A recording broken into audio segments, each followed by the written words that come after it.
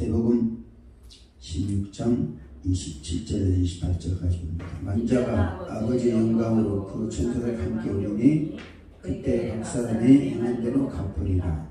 진실로 너희에게 이르노니 여기 서 있는 사람 중에 죽기 전 인자가 물건을 가지고 오는 것을 볼 자도 있느니라. 지금 현재 대한민국에 예수님의 재림신앙이 굉장히 혼란을 일으키고 있습니다. 우리가 예수님의 재림을 어떻게 믿느냐에 따라서 예수님이 우리를 통해 일하시는 강도가 달라집니다.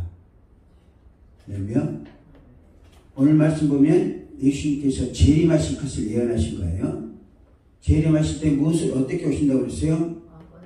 아버지의 영광으로 오신다고 그랬고, 왕권을 가지고 오신다고 그랬고, 그 다음에 천사들과 함께 온다고 되어 있습니다. 이 세 가지가 아주 중요합니다. 근데 이 예수님의 재림을 정말에 강림하실 거로 믿는 사람도 있습니다. 예수님이 정말이 온다고 말씀하시지 않았어요. 근데 정말 재림론이 지금 거의 지배적으로 기독교계를 지배하는 상황입니다. 저는 예수님의 재림은 오순절에 성령과 함께 재림하실 수 있습니다. 그러면 그 증거가 무엇이냐? 원리 잘 들으셔야 됩니다. 평가는 나중에 하시고. 첫째, 예수님이 오순절에 재림하셔야 되는 이유, 재림하셨다는 증거. 뭐냐면 첫째는 예수님이 뭐라고 그랬습니까? 28절 말씀에 진실로 너희에게 이르노니 여기 있는 사람 중에 죽기 전에 인자가 왕권을 가지고 오는 것을 볼 자도 있다. 그러니까 예수님의 제자들이 있죠? 예수님의 제자들이 예수님의 말씀 듣고 있습니다. 너희들이 죽기 전에 인자가 왕권을 가지고 천사들과 함께 오겠다는 거예요. 제자들이 죽기 전에 오신다고 하신 예수님은 제자들이 죽기 전에 오셨어야 되고 오셨어요. 그것이 예수님의 재림입니다. 이거는 예수님이 친히 하신 말씀이기 때문에 변명의 여론이 없습니다. 근데 정말 재림론이 나와가지고 혼란하게 합니다. 예수께서는 12제자들 서 있는 상황에서 여기 있는 사람 중에 죽기 전에 인자가 왕권을 가지고 오는 것을 볼 것이다 라고 하셨습니다. 만약에 제자들이 모두 죽기 전에 왕권을 가지고 다시 오는 것을 볼 자도 있느니라고 약속했으면서도 제자들이 죽을 때까지 다시 오지 않았다면 예수님은 제자들에게 거짓말을 결과가 되는 거예요. 왜냐하면 지킬 수 없는 약속으로 제자들에게 헛것임을 시켰다는 결론이 되겠습니다. 예수께서는 이 제자들이 죽기 전에 오실 때 오순절에 성령과 함께 재림함으로 제자들과 약속을 지키셨습니다. 그런데도 현재 교회들은 왕권을 가지고 천사들과 재림하실 것이라고 말씀하신 대로 오시는 예수님을 믿지 않습니다. 그리고 정말에 감임하셔서 몸을 부활시키고 영혼과 결합시켜서 지상당을 건설할 것이다. 이게 지금 한국의 대세적인 종말론이고 예수 재림론입니다. 예수께서는 세상 죄를 해결하고 하나님의 백성들을 구원하여 그들이 존재할 수 있는 나라를 만들어야 한다고 다음같이 말씀하셨습니다. 요한복음 14장 2절 3절에 내가 너희를 위하여 처소를 예비해 가노니 가서 너희를 위하여 처소를 예비하면 내가 다시 와서 너희로 내게로 영접하여 나 있는 곳에 너희도 있게 하리라 그랬어요. 그러니까 예수님이 제자들이 있을 곳을 예비하러 가셨다가 예비해놓고 오신다고 그랬어요. 그러면 정말 재림론자들에 의하면 예수님이 우리가 있을 것, 제자들을 비롯해 우리가 있을 것을 아직까지 예비 안 하셨다라는 결론이 되는 거예요. 예수께서 제3의 사역을 마치고 하늘나라로 올라가신 목적은 당신을 믿어서 하나님의 자녀가 된 자들이 있을 것을 예비하시기 위함이라고 했습니다. 그래서 예수께서는 너희가 있을 것을 마련해놓고 다시 오겠다고 약속하신 것이며 다시 와서 믿는 자들 영접하여 당신과 영원토록 하나님을 찬송하며 영생 복락을 누리도록 하기 위함이라고 말씀하셨습니다. 그러면 예수님께서 있을 것을 것이라고 그랬잖아요. 그러면 예수님께서 제자들과 우리가 있을 것을 예비하신 거 어떤 거예요? 예비하신 것이. 네? 새하늘과 새 땅이에요. 새하늘과 새 땅은 언제 창조되었느냐? 이사야서 65장 17절과 66장 22절에는 하나님께서 새하늘과 새 땅을 창조하겠다고 약속하셨어요. 예언하셨습니다. 그러면 이사야 전에 새하늘과 새 땅이 만들어졌다는 거예요? 안 됐다는 거예요? 만들어지지 않았다는 거죠. 이사야 15장 17절. 보라, 내가 새하늘과 새 땅을 창조하니 이전 것은 기억되거나 마음에 생각나지 아니할 것이라. 여기 보면 창조 하나님이 있습니다. 옛날에 계획해도 창조할 것이라고 예언되어 있어요. 창조 하나님이라는 것은 아직 창조되지 않았다는 말씀입니다. 66장 22절 보시면 됩니다. 내가 지을 새 하늘과 새 땅이 내 앞에 항상 있는 것 같이 너희 자손과 너희 이름이 항상 있으리라. 자, 보면 여기서 내가 지을 새 하늘과 새 땅이라고 했습니다. 지을이라는 말은 미래 지연적인 말입니다. 지었다는 말과는 달라요. 그러니까 이사야 선지자 시대까지는 새 하늘과 새 땅이 창조되지 않았어요. 근데 예수님이 올라가셔서 새 하늘과 새 땅을 창조하셨습니다. 그러니까 예수님이 이 십자가에 지고 죽으시기 전까지는 구약 시대에 하나님을 믿었던 구원받은 사람들은 나본이가 있었던 거죠. 그래서 예수님께서 한편 강도에 네가 나와 함께 나본에 있으라고 그랬어요. 왜냐, 그때까지는 새 하늘과 새 땅이 창조되지 않았기 때문에. 그런데 예수님이 내가 너희를 위해서 처소를 예비하러 가노니 그때부터 순천하신 이후로 새 하늘과 새 땅을 창조하시고 재림하셨다는 거죠. 그러면 새 하늘과 새 땅이 예수님이 창조하셨던 증거가 뭐냐면 베드로후서 3장 12절 보시면 하나님이 나에게 임하기를 바라보고 간절히 사모하라. 그날에 하늘이 불에 타서 풀어지고 물질이 뜨거운 불에 녹아지려니와 우리는 그의 약속대로 그 의가 있는 곳 새 하늘과 새 땅을 바라보더라.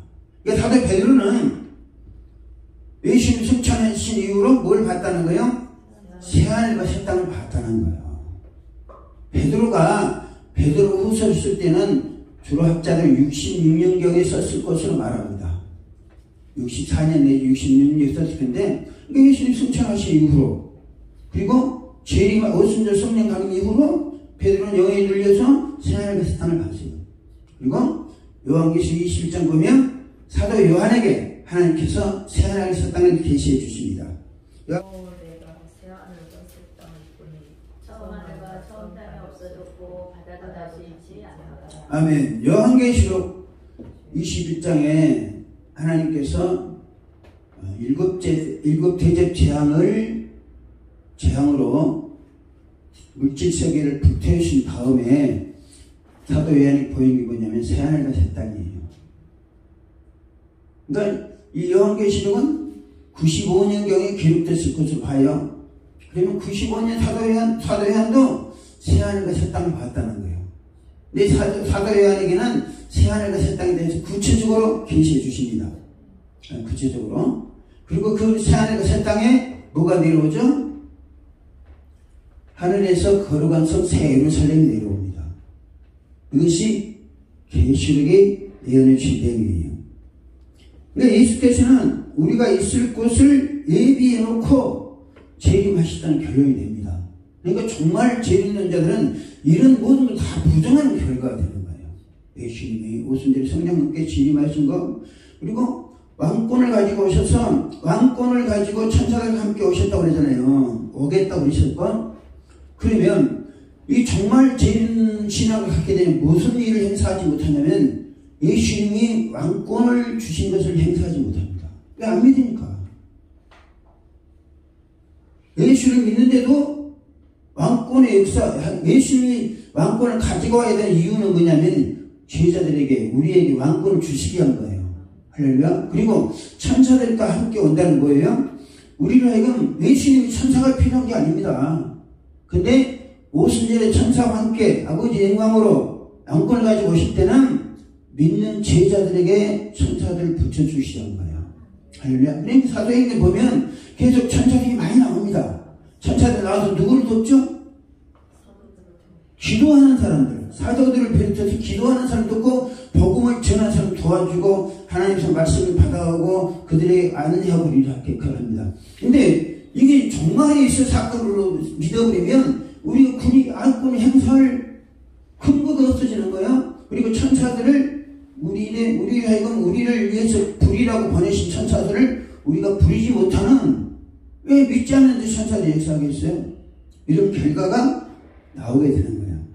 그만큼 이 예수님의 정말 재림이 믿느냐, 오순절 성령 재림이 믿느냐는 굉장히 큰 차이점이 있습니다. 단순한 신앙사상 같지만 이거는 저는 결과를 전하는 거예요. 그 다음에 요한복음 16장 봅니다. 16장 16절 17절.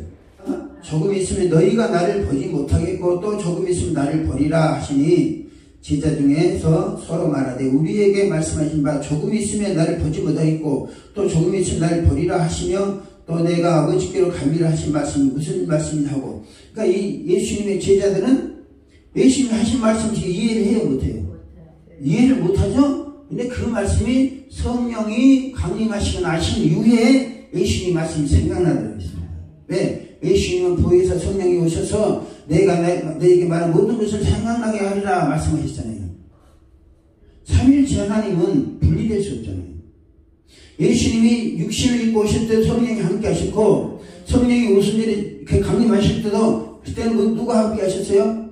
예수님이 함께 하신 거예요. 할렐루야. 그런데 그 예수님은 그냥 오신 게 아니라, 그러니까 육신의 예수는 세상 죄를 지고 가기 위해서 희생양으로 오셨고 속죄양으로 오셨고, 오순절에 성령 강림과 함께 오신 예수님은 왕권을 가지고 천사들과 함께 오신 거예요. 그것은 무엇을 위해서요? 교회를 세우고 당신의 종들이 제자들 통해서 제자들에게 왕권을 행사하라는 시그널이에요. 할렐루야. 그리고 초대교회 사도들은 이 왕권을 행사했어요. 예를 들어서 우리가 예수님 물러가라 하잖아요. 예수님 물러가라 합니다. 그냥 물러가라 하는 것과 내가 왕권을 받았다라고 생각하고 명령하는 게 똑같습니까? 전혀 다르죠. 왜? 예수님 우리에게 주신 하나님의 자녀되는 권세도 있지만 예수 그리스도의 이름을 주시기도 하셨지만 그 이름에는 왕권의 권세가 있다는 겁니다. 그러니까 우리의 사역이 훨씬 더 강력하게 성령의 나타남과 강력하게 마귀를 제압할 수 있는 거예요. 그러니까 예수님이 오순절에 왕권으로 아버지 영광과 함께 왕권을 가지고 천사들과 함께 오셨다는 그만큼 중요합니다. 요한복음 14장 18절 내가 너희를 과와 같이 버려두지 아니하고 너희에게 오리라. 조금 있으면 세상은 다시 나를 보지 못할 것인데 너희는 나를 버리니 이는 내가 살아있고 너희도 살아있겠습니다. 이 말씀은 왜요? 고아와 같이 너희 버려두지 않는다는 거죠. 제자들요 고아처럼 보신 거예요. 그들이 당신을 떠나서는 아무것도 할 수 없고, 할렐루야. 당신이 함께 해주셔야 뭔 일을 할 것을 아신 거예요. 그래서 너희를 고아처럼 버려두지 아니하고 금방 오리라네요. 갔다가 오리라고 그러잖아요. 이것이 예수님이 제자들을 예수님이 선택한 12제자들을 고아처럼 봤다면 우리는 어떻게 하는 거예요? 우리도 마찬가지 고아와 마찬가지죠. 누가 없으면 예수님과 보혜사가 없으면 우리 고아와 똑같은 거예요. 그러니까 우리를 고아와 같이 버려두지 않기 위해서 주님은 곧바로 오신다는 거죠. 무슨 성령과 함께 오셨어요. 그 다음에 다섯 번째는 예수께서 육신으로 계실 때는 제자들과 공동체 생활을 하셨습니다. 그런데 예수께서 내가 너희를 고아와 같이 버려두지 않냐고 너희에게 오리라. 조금 있으면 세상은 다시 나를 보지 못할 것인데 너희는 나를 버리니 이는 내가 살았고 너희도 살겠습니다. 이날에는 내가 아버지 안에 너희가 내 안에 내가 너희 안에 있는 것을 알리라고 하셨습니다. 이것은 성령이 예수님은 우리 안에 내주하기 위해서 오셨다는 거예요. 할렐루야.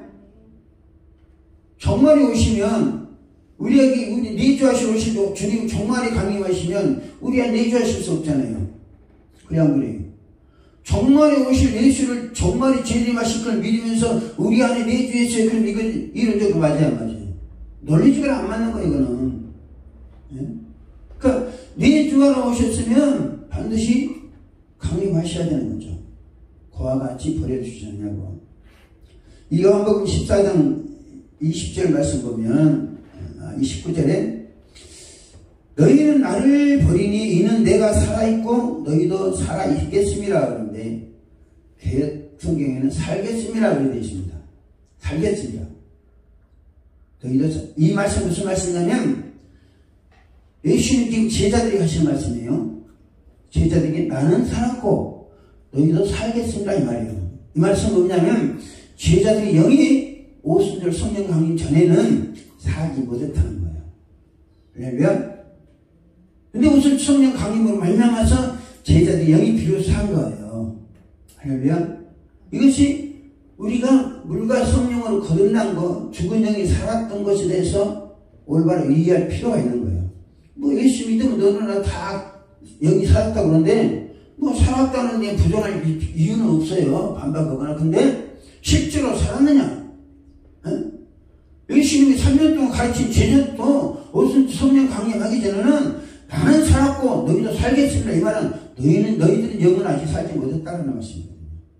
그만큼 오순절 성령 강림은 중요한 거예요. 요한은 예수께서 안에 거하신 원리를 이야기합니다.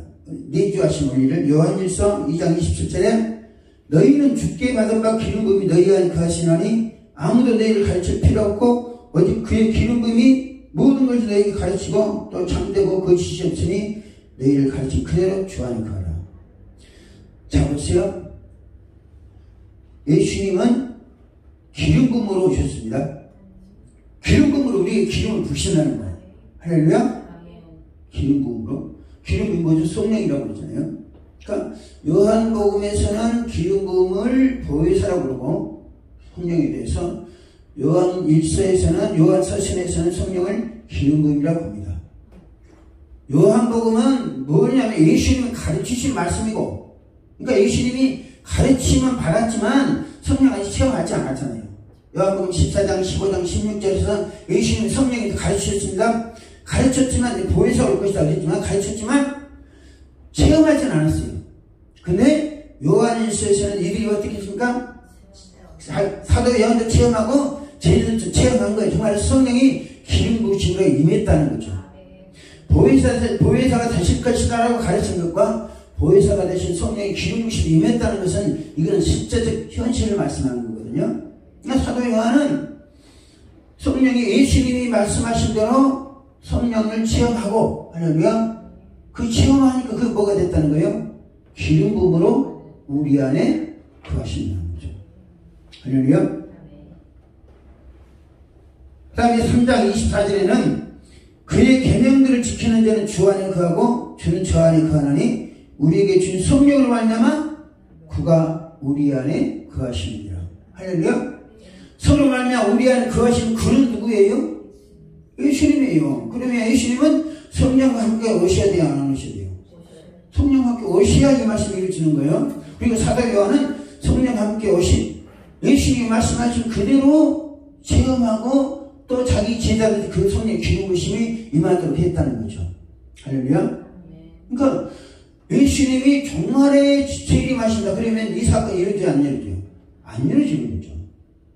그만큼 예수님의 재림을 정말 재림을 믿느냐 오순절에 성령과 함께 임하심을 믿느냐는 우리의 신앙과 사역에 엄청난 영향을 미치게 되어 있습니다. 정말 재림 있는 자 보세요. 그 사람 성령을 부인합니다. 자, 그 다음에 이건 예수께서 오순절에 성령과 함께 재림하신 증거. 아까 사도 요한이 말씀하신 것 예수님 재림하신 증거죠. 성령의 기름 부으심이 너희 안에 가신다. 오순절에 성령과 함께 재림하신 증거는 사복음서와 사도행전, 요한서신과 요한계시를 보면 부정할 수 없을 정도로 확실합니다. 여기다 인정하시잖아요, 목사님들도. 그렇다면 예수께서 오순절에 성령과 함께 재림하신 어떻게 입증하는가를 살펴봅니다. 첫째, 마가복음은 재림하신 예수의 활동을 이렇게 증명합니다. 마가복음 16장 20절에서 제자들이 나가 두루 전파할세 주께서 함께 역사하사 그 따르는 표적으로 말씀을 확실히 증거하니라. 할렐루야. 예수님도 병을 고치는 주의 능력을 그리스도의 병들도 고쳤다고 그랬어요. 예수님도 귀신을 쫓아내는 것 때문에 성령의 능력을 힘입어도 귀신을 쫓아낸다고 했어요. 근데 따르는 표적, 주께서와 따르는 표적이 별도로 구분되어 있습니다. 주께서 함께 역사하사 그 따르는 표적으로 말씀을 확실히 증거하십니다. 주께서 함께 역사하셨다는 누구하고요? 제자들과 함께 또 성령으로 역사하셨다는 거예요. 이해가 되십니까? 형제만사님 이거 잘 이해하셔야 됩니다. 우리 사역의 현장에서 우리가 얼마만큼 성령의 역사에 의해서 왕권을 가지고 천사들과 함께 오신 예수님의 이름으로 사역할 때 어떤 결과를 나타내느냐는 하늘과 땅 차이입니다. 초대교회 제자들은 너희를 그와 같이 버려두지 않냐고 왕권을 가지고 다시 와서 너희와 더불어 먹고 마시며 세상 끝날까지 너희와 함께 할 것이라고 약속하신 대로 오순절에 성령과 함께 왕권을 가지고 재림하신 예수를 추호도 의심 없이 믿고 전했습니다.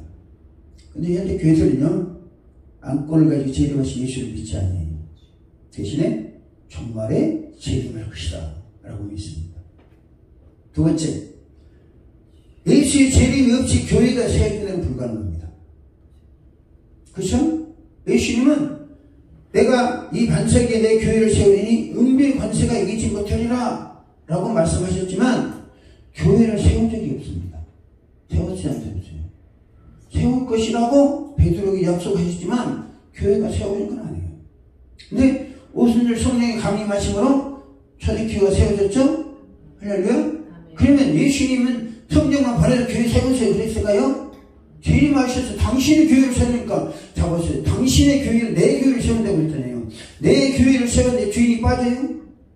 빠질 수 없는 거죠. 상식적으로 초대교회 제자들이 교회가 세울 때 주님이 재림하셔서 제자들 통해서 교회를 세우고 그들을 지도하셔서 복음을 전하고 하나님의 나라를 확장했다는 거죠. 그러니까 교회가 세워졌다는 것은 이미 예수님께서 오순절에 성령과 함께 재림하셨다. 자, 사도 요한은 예수는 벌써 재림하셨다라고 가르쳐줍니다. 아까 보셨죠? 사도 요한은 예수는 기름 부음으로 재림하셨다고 말합니다. 아까 말씀드린 기름 부음과 보혜사 차이 이해하시죠? 요한복음 14장, 15장, 16절에 예수는 보혜사라고 해서 성령을. 근데 그 보혜사가 실제로 임하니까 뭐가 됐다고요? 기름 부음이 됐다는 거예요.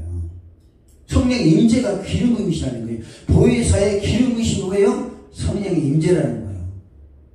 그러니까 이 기름 부음이 임하니까 너희는 주께 받은 바 기름 부음이 너희 안에 거하시나니 아무도 너희를 가르칠 필요가 없고 오직 그의 기름 부음이 모든 걸 너희 가르치고 또 참된 것이 없이 너희를 가르친 그대로 주 안에 거하라 라고 말합니다.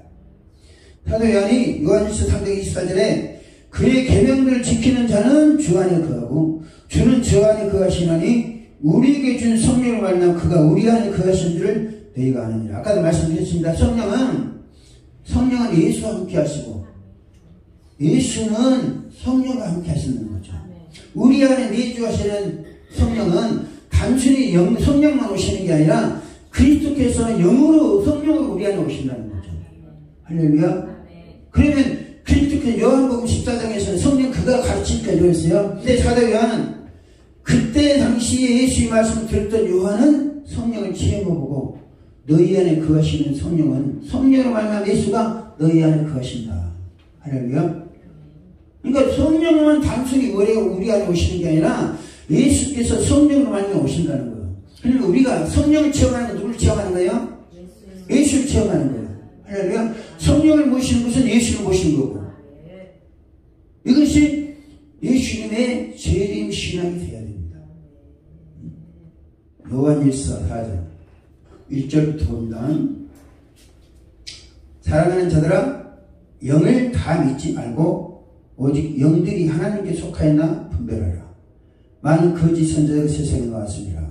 이로써 너희가 하나님의 영을 알지니 곧 예수 그리스도께서 육체로 오신 것을 시인한 영마다 하나님께 속한 것이요 예수를 시인하지 아니하는 영마다 하나님께 속한 것이 아니니 이것이 적그리스도입니다.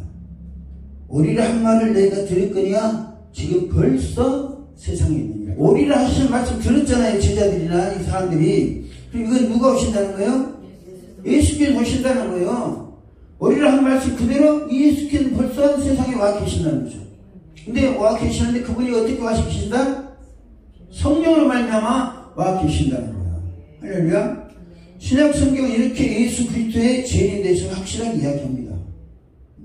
확실하게 이야기해요. 4절에 자녀들은 너희는 하나님께 속하였고 또 그들 얘기했나니 너는 너희 안에 계시니가 세상에 있는 자보다 크시니라. 자 보세요. 우리 안에 계시는 분이 세상에 계시면 더 크시다는 거예요. 왜요? 왜? 왕권을 가지고 오셨기 때문에. 하늘과 땅을 다스리는 권세를 가지신 그분이 왕권을 가지고 우리 안에 가신다는 거예요. 할렐루야. 그러면 우리는 예수를 믿는 우리는 예수 일을 하는 우리를 통해 왕권이 나타내야 안 나타내겠어요? 나타나는 게 중탐적이고 나타나서 하나님의 영광을 나타내야 돼요. 할렐루야. 그것을 위해서 우리 안에 거하시는 겁니다. 할렐루야. 성경이 이렇게 명백하게 벌써 와 계시다. 뭘로? 성령으로 하셨고 왕권을 가지고 계시다는 거예요. 할렐루야. 왕권을 행사하면 우리가 왕권을 행사하잖아요. 예수의 왕권을 행사하면 천사들이 동원됩니다. 천사들이 동원됩니다. 마찬가지로 예수 믿는 사람들에게는 예수 믿는 사람 천사를 보내주신다니까요. 수호천사를 보내준다고 했습니다. 근데 이 수호천사들은 누군가 일을 기도하고 믿음으로 행동해야 행동하는 거예요. 지난 말씀드렸죠. 수호천사들은 우리 곁에서 예수 믿는 사람 곁에서 예수 믿는 사람 하는 걸 일거수일투족을 기록합니다. 선한 일을 했으면 선한 일을 한 대로, 악한 일을 했으면 악한 일을 한 대로 기록해놓고 이것을 하나님께 보고한다고 했어요. 성경에 보면. 그리고 믿음의 사람들이 기도하면 천사들이 동원돼서 작업을 하는 거예요. 제가 그제 목회할 때 시작할 때 영안이 열렸어요. 이 영안이 열려서 영적인 현상을, 교회 내 현상을 본 거예요. 근데 커튼 뒤에가 새카만 것들이 이렇게 뒤에다 뭐 감추고 있더라고요. 그래서 그걸 내가 봤어요. 보니까 철퇴예요, 철퇴. 네, 철퇴 갖고 있더라고요. 그래서 철퇴가 뭘 상징한가 싶어가지고 그것을 알아서 예수를 물려갔어요. 근데 내가 개척했던 교회가 어떤 교회냐면 처음에는 다방하던 자리였고 지하였는데 한 40편 됐는데 그 다음에 그 앞에 교회에서 한 100명이 분리돼가지고 나와서 이 교회로 온 거예요. 그리고 이 교회에서 싸워가지고 또 분리돼가지고 나간 거야. 분쟁령이 있는 거예요. 분쟁령이. 그 분쟁령이 이렇게 뒤에 비짝 철퇴를 감추고 있더라고. 그래서 내가 그걸 지적해서 쫓아냈어요. 쫓아냈는데 어떤 현상이 나타났냐. 지가 그냥 나가지 않습니다. 나가지 않고 예수님 물러가라 하니까 천사들이 그를 끌고 나가는 거예요. 할렐루야.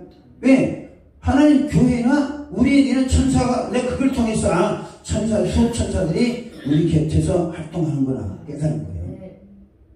예수님 물러가라. 예수님 물러가. 우리가 목소리를 크다고 해서 물러가는 게 아니에요. 대신에 우리가 왕권을 받은 사람들 생각하고 예수님 물러가라. 그러면 천사들이 그 더러운 새끼를 몰아내기 시작하는 거예요. 그 다음에 바닥에 자라 같은 자라가 쫙 깔렸어요.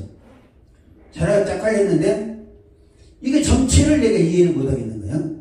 그래서 이 생각을 해봤어요. 바로 내 앞에 있던 교회는 이제 분열된 교회 몇 사람하고 해가지고 신학교 교수가 이걸 이제 인수한 거예요. 아무래도 학자풍이다 보니까 뭐 기도하거나 이거 하지 잘 않는 거예요. 소위 말하는 영적으로 게으름 현상이 있었던 거예요. 게으를 가지고 자라가 쫙 깔렸어. 몸만 쭉 밀었다 하라고. 그래서 이게 처음에 정체를 또 파악하기 위해서 자라가 뭘 상징할까? 자라는 또 굶주잖아요. 그래서 가나마리 뭐다 싶어가지고 가나마리 물러가니까 뭐하냐면 천사들은 타가지고 빗자루 싹 쓰는 거예요. 천사들 나타났어. 참고하시기 바랍니다. 목사님 다음에 참고하세요. 그리고 될 수 있으면 영적인 눈이 열려서 그런 현상을 보면 목회하기 재밌습니다. 할렐루야. 왜? 우리가 예수님이 말씀하신 것처럼 예수님이 재림하실 때 아버지 영광으로 왕권을 가지고 그 천사들과 함께 오신다고 그랬어요. 그리고 왕권과 천사들은 누구를 위한 것이냐면 믿는 우리를 위하고 하나님 나라 확장을 일할 우리를 위해서 그것을 주시려고 오신 거예요. 그리고 히브리서 1장 16절에는 천사들은 구원받은 후사들을 도우라고 보낸 사자들이라고 그러잖아요. 그러니까 우리가 예수, 재림하신 예수에 대해서 확실하게 믿고 나면 왕권이 발동되기 시작합니다. 할렐루야. 우리 목소리가 주여주여 하는 것은 우리 기도의 영을 붙잡게 한 거고, 그렇게 큰 소리를 안 쳐도 들어온 귀신은 나가라 하면 나가라는 말에 이 천사들이 어떻게 활동하냐면요, 우리 믿음의 강도에 따라서 활동하는 역할이 다릅니다. 얼마만큼 우리가 기도하고 또 말씀을 통해서 지적하고 그 다음에 나가라 강력하게 대적해서 물리치느냐. 대적해서 물리치면 그들이 스스로 나가는 게 아니니까요. 천사들이 내쫓더라고. 내 경우에는. 다른 사람 경우에 모르겠어요. 그 다음부터는 거기에 대한 그 믿음이 어떤 장소에 어떤 사람에 적용되는 거예요. 내가 힘들 필요가 없는 거죠. 왜? 하나님이 함께 하시고 대신 나는 왕권을 행사하는 내 마음으로 물리치는 거죠. 그래서 천사들이 알아서 이렇게 우리 도와줘요. 그래서 천사들은 우리를 돕는 자라고 부르는 거예요. 여러분, 사도행전에는 주께서라는 단어가 굉장히 많이 나옵니다. 그렇죠? 사도행전에는 2장 22절에 하나님을 찬양하며 또 온 백성에게 칭송을 드리니 주께서 구원받은 삶은 한마디 더 하게 하셔. 이 주께서는 누구예요? 예수님이잖아요. 그리고 예수님이 오순절에 재림하지 않았다면 이런 일이 있을 수 있어요? 없어요?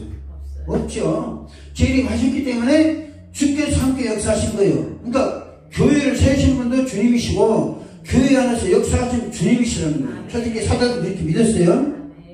사울이 길을 가다가 다메섹에 가까이 이르렀더니 허리는 하늘로부터 빛이 그를 둘러비친지라 땅에 엎드려 소리를 들으며 소리가 있어 이르시되 사울아 사울아 네가 어찌하여 나를 비판하느냐 주여 니시니까 나는 네가 박해하는 예수다.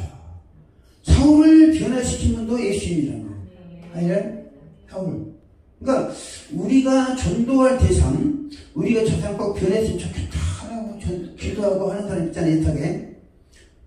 그 사람을 위해 기도할 때도 우리가 기도하는 자세가 달라져야 됩니다. 할렐루야.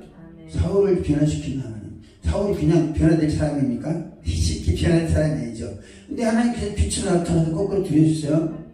오늘날 또 말씀하십니다. 하나님은 우리가 기도하지 않으면 역사하지 않습니다. 있습니까? 구하라 그리하면 주실 것이요 라고 말씀하신 주 예수께서는 구하지 않으면 주지 않겠다는 말씀은 똑같은 거예요. 할렐루야.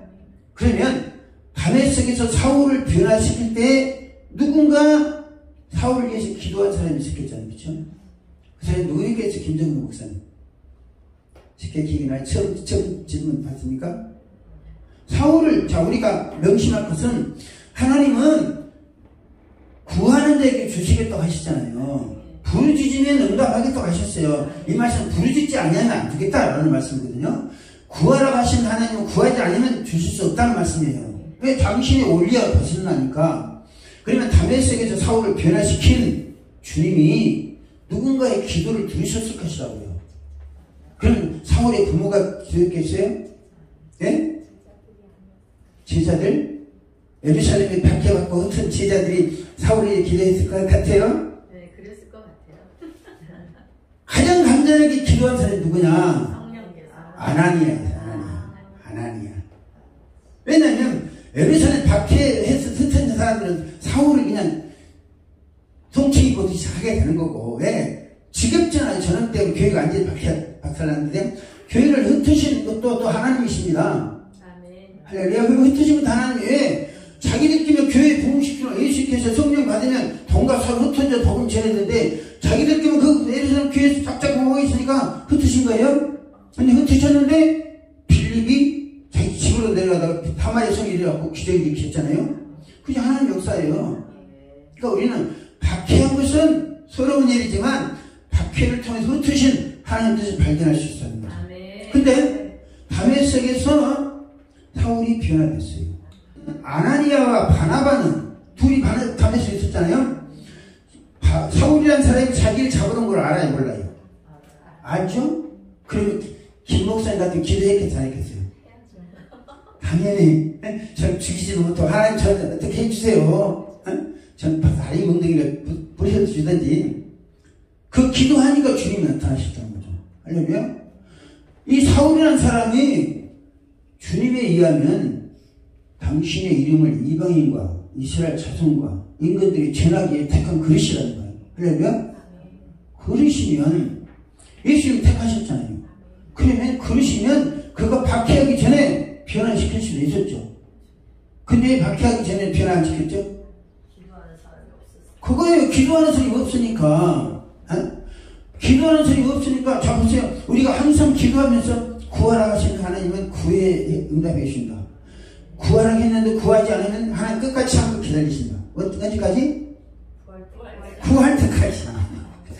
구할 때 참고 기다린다. 그러니까 우리가 기도하는 거예요. 명단 놓고 기도하는 거예요. 할렐루야. 하나님 역사하시는 있고.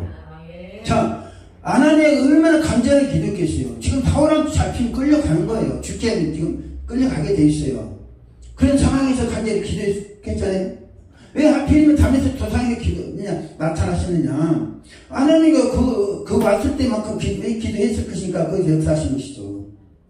예루살렘에 누군가가 하나님 저 사람 보아하니까 하나님 크시게 쓰실 것 같습니다. 그래서 써주세요 기도했다면 예루살렘에 변화시켰겠죠. 근데 예루살렘에서 박해할 때는 누가 기도하는 사람은 없어요. 미워하는 사람은 많지. 근데 아나니아도 이뻐가지고 기도한 게 아니에요. 사울이라는 사람이 이뻐가지고 기도한 게 아니라 하나님 저 사람 우리 잡으러 오는데 어떻게 좀 해주세요. 손 좀 봐주세요. 뭐 그런 식으로 기도했지 않겠어요?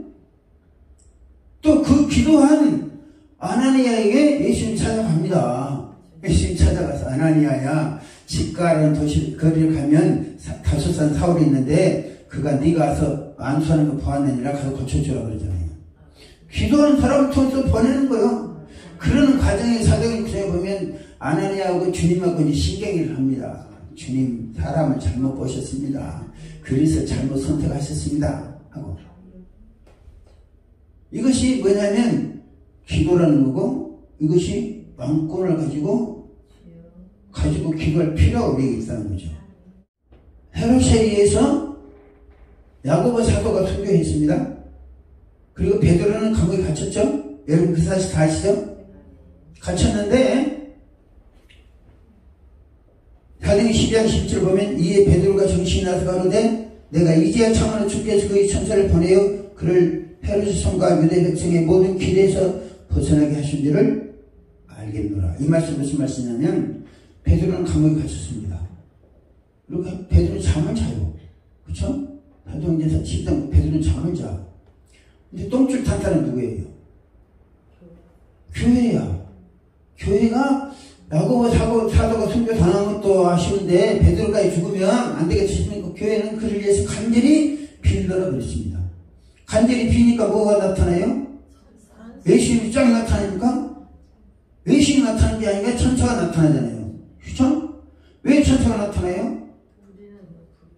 천사는 기도하는 자를 도우라고 부르는 영으로 보내셨기 때문에 이제 우리가 예수님 성령이 역사하시는 것과 천사의 역사하는 것을 일하는 것을 좀 구분할 수 있어야 됩니다. 성령은 우리 심령 안에서 말씀 주시고 할렐루야. 밖에서 우리가 일할 때 필요한 사역은 천사들이 대부분 한다 믿으시면 됩니다. 할렐루야. 성령은 우리에게 뭐라고 그랬어요? 성령은 너희에게 모든 걸 가르치시고 알려주시고 생각나게 하시고 장래일을 알려주실 거예요. 이거 성령이 하시는 거예요. 환상이나 이런 건 성령이 하시는 거죠. 계시나 이런 거는. 대신에 우리가 어떤 봉사를 헌신하거나 사역을 할 때 역사하시는 것은 뭐예요? 천사들이 하는 거예요. 성령이 사역하시는 보면요. 치유사할 때 성령이 우리가 이렇게 손을 놓고 기도하잖아요. 기도하면 성령 임재가 옵니다. 임재가 오면 그 사람의 몸이 진동이 오거나 어떤 현상이 나타나요. 이때 우리가 예수를 명령하잖아요. 네? 명령하면 진동의 역사가 나타나요. 이거는 천사들이 하는 거예요. 임재는 누가 해요? 성령이 하시는 거고 역사하실 때는 천사들이 하는 경우가 대부분 많습니다.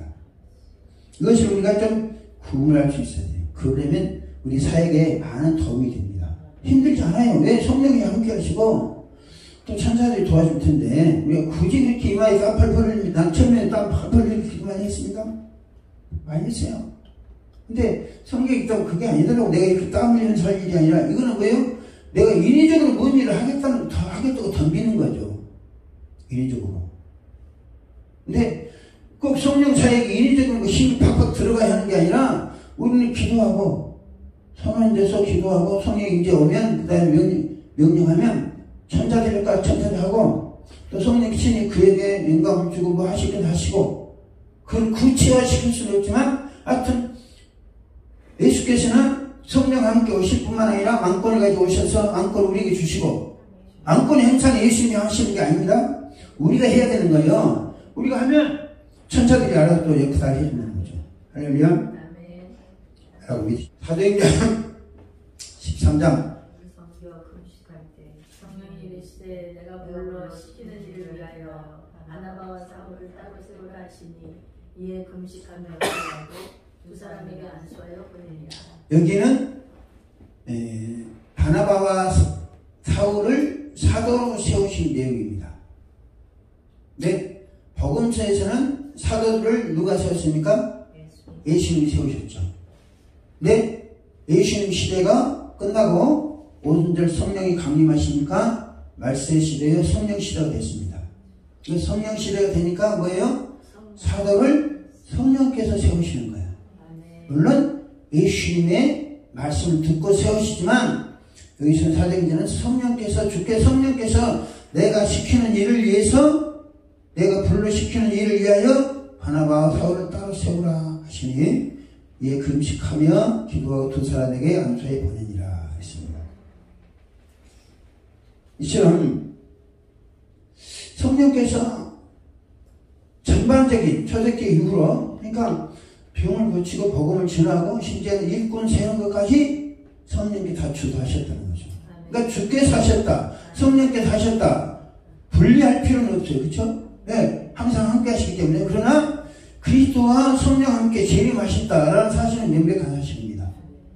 그리고 그냥 오신 게 반복되는 말씀이지만 왕권을 가지고 천사들과 함께 오셨다. 왕권은 우리에게 주신 것이고 천사들은 우리에게 사역할 때 도와주라고 보내신 거고. 할렐루야.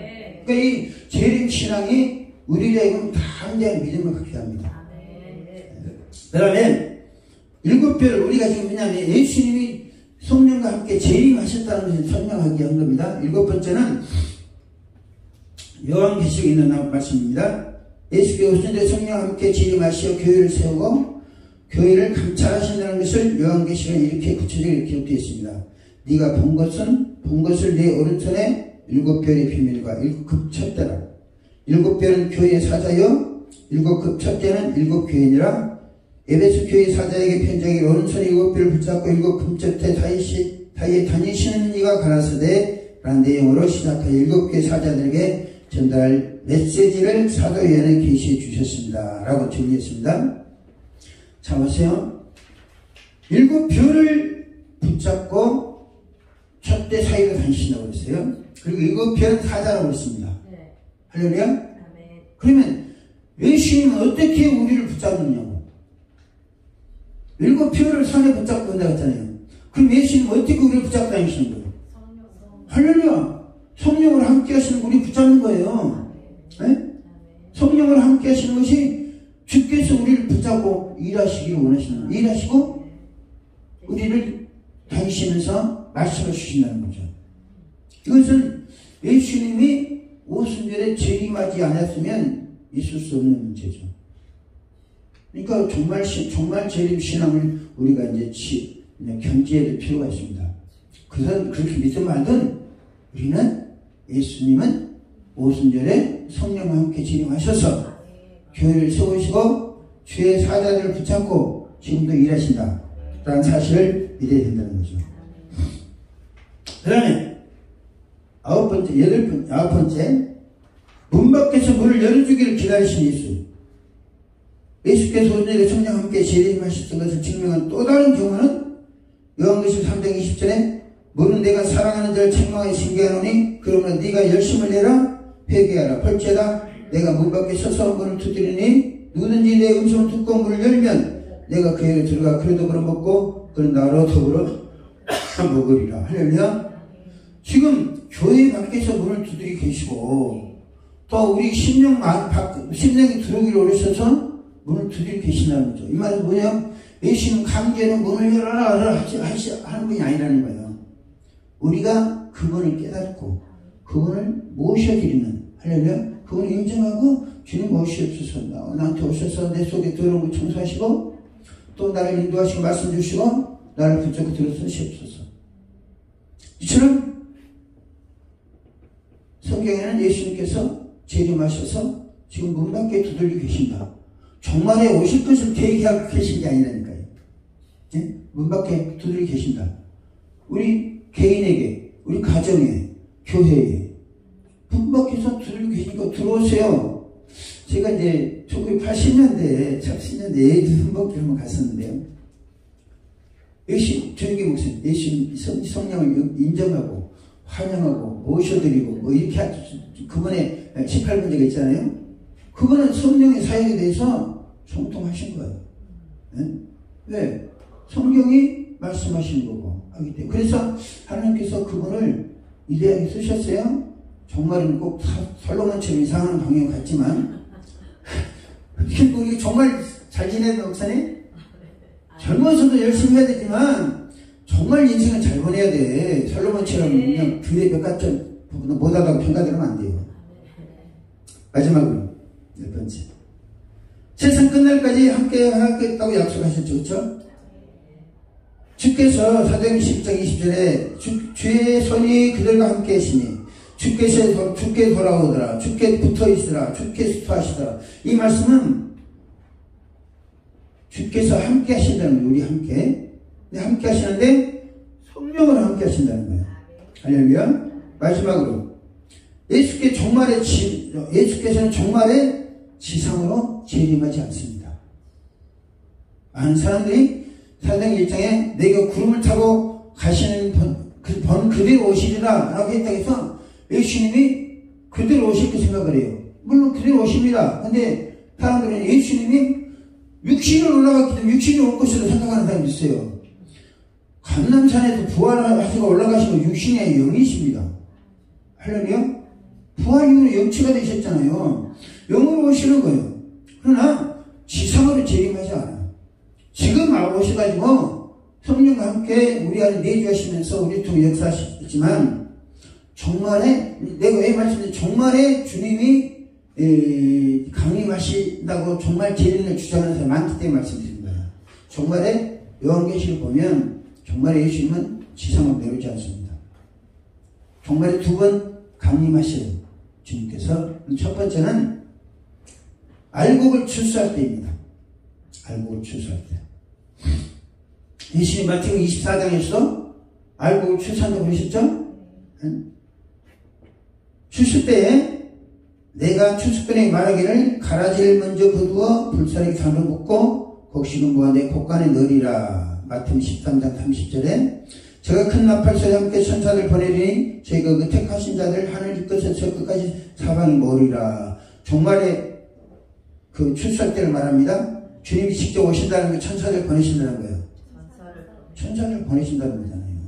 그때 두 손이 밭에 있으면 하나는 대리감을 당하고 하나는 버려둠을 당할 것이요, 두 여자가 매를 갈고 있으면 하나는 대리감을 당하고 하나는 버려둠을 당할 것이다. 누가 데려간다는 거예요? 천사들이 한다는 거죠. 주님 내려오시지 않아요. 정말 알곡을 추수할 강림하신 예수에 대해서 또 내가 보니 요한계시록 14장에 또 내가 보니 흰 구름이 있고 구름 위에 사람의 아들과 같은 이가 앉았는데 그 머리에는 금면류관이 있고 그 손에 이한 낫을 가졌더라. 또 다른 천사가 성전으로부터 나와 구름 위에 앉은 이를 향하여 큰 눈총을 내치고 하되 네 낫을 휘둘러 거두라. 거둘 때가 이르러 땅의 곡식이 다 익었음이라 하니 구름 위에 앉으신 이가 낫을 휘두르매 곡식이 거두어지니라 라고 말합니다. 자 보세요. 알곡을 추수하러 오시잖아요. 알곡을 추수하러 오시는데 주님은 구름 위에 앉아서 낫을 휘두릅니다. 신호를 보내는 거예요. 그럼 천사들이 나가서 하시는 거예요. 이렇게 일을 하는 거예요. 그러니까 주님이 정말에 지상으로 재림하지 않는 거예요. 하실 이유가 없어요. 그 다음에 구름 위에 앉아서 낯을 휘둘렸던 말은 복음서는 예수는 종말의 천사들 사방에 보내 알곡과 택한 자들을 데려간다고 하시죠. 계시록에도 예수 그리스도는 구름 위에 앉아 성전에 계신 하나님의 지시에 의해서 땅의 알곡들을 출수하기 위해서 낯을 휘두른다. 정말 사인을 보낸다. 그 사인에 의해서 땅에서 천사들이 활동한다는 거죠. 그러면 예수의 지시에 따라서 천사들이 땅으로 내려가 사방으로 돌아다니며 알곡들을 출수해서 데려가신다. 그러므로 예수님은 구름이 앉아서 천사들 지시하고 지상에는 내려온다는 근거가 없습니다. 종말의 알곡을 출수할 때는 7년 환란이에요. 왜냐면 조영기 목사는 7년 환란 전에 교회가 휴거한다고, 주님이 재림하셔서 교회가 휴거한다고 이렇게 설교했어요. 그러면 그럴까요? 7년 환란 전이면 7년 환란은 여섯째 천사가 나팔을 불면 7년 환란이 시작됩니다. 조영기 목사 돌아가신 분 설교 시청한데 그와 비슷한 설교들이요 인터넷에 쫙 깔려있어요. 유튜브에. 그런데 우리가 그걸 잘 알아야 돼요. 7년 환란은 언제 되냐면 여섯째 천사가 나팔을 불면 7년 환란이 되는 거예요. 그러면 다섯째 천사가 나팔을 불면 무정에게 영이 올라옵니다.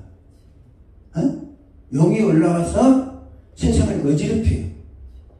그러면 조영기 목사 말대로 7년 환란 전에 지상에 있는 교회, 예수님이 재림하셔가지고 지상에 있는 교회를 휴거시켜가지고 공중에서 7년 동안 환인장식 치른다면 예수님은 다섯째 천사가 나팔을 불 때 오셔야 되는 거야. 근데 다섯째 천사가 나팔을 불 때 온다는 증거가 없어요. 그러니까 설교를 잘못한 거죠. 알곡을 출수한 때가 7년 환란이라는 거죠. 그러니까 이때 뭐예요? 주님은 구름 위에 오르셔서 천사들을 통해서 보내서 알곡을 출수하게 하신 거죠. 환란 때에. 마태복음 24장에도 그렇게 말씀하고 계십니다. 그 다음에 두 번째로 언제 주님이 강림하시냐면 음료와 바벨론과 세상을 심판하실 때 두 번째 강림하십니다. 이때는 어떻게 강림하시냐면 백마를 타고 나타나십니다. 할렐루야. 7년 환란 때에 알곡을 데려가면 땅에는 쭉정이 들고 음료와 세력들이 남습니다. 하늘 성전의 7 대접 재앙을 가진 천사들에게 지시하면 천사들이 차례로 대접 재앙을 쏟아붓는데 첫째가 가서 그 대접 땅에 쏟고 두매 악하고 독한 종기가 진통의 표를 받은 사람들과 그 우성에게 나타나더라고 했습니다. 마지막 대접 재앙을 공기에 부으면 예수께서 그날 환란에 즉시 해가 어두워지며 달이 빛을 내지 아니하며 별들이 하늘에 떨어지며 하늘 권능들이 흔들리라고 예언하신 대로 종말이 시행되는 거예요. 종말 심판 때에는 예수님은 백마를 타고 공중으로 강림하십니다. 여기 19장 11절에 또 내가 보니 하늘이 열리는 것을 보니 바로 백마와 그 탄 자가 있으니 그 이름은 충신과 진실이라. 그가 공의를 심판하며 싸우더라. 그 눈을 붓고 갖고 그 머리는 많은 멸관들이 있고 또 이름을 쓴 것이 하나가 있으니 자기밖에 아는 줄 없고 또 그가 피 푸른 옷을 입었는데 그 이름은 하나님의 말씀으로 칭하더라. 하늘에 있는 군대들이 희고 깨끗한 치마포 옷을 입고 백마를 타고 그를 따르더라. 여기 보면 예수님은 백마를 타고 오셨잖아요. 정말 심판 때에 알곡을 출수할 때는 구름 위에 오셔서 낯을 휘두르시고 정말 심판 때는 백마를 타고 오셔서 심판하십니다. 그러니까 결론적으로 예수님은 종말의 지상을 재림하지 않는다는 거예요. 재림한다는 근거가 없습니다. 근데 이런 성경의 진리를 왜곡하고 부정하는 것이 정말 예수님 정말 재림론이에요. 그러니까 그들을 통해서 성령이 역사하지 않습니다. 왜? 안 믿는데 어떻게 역사하는 거예요? 말씀 마칩니다. 우리는 예수를 믿되 확실히 믿어야 됩니다.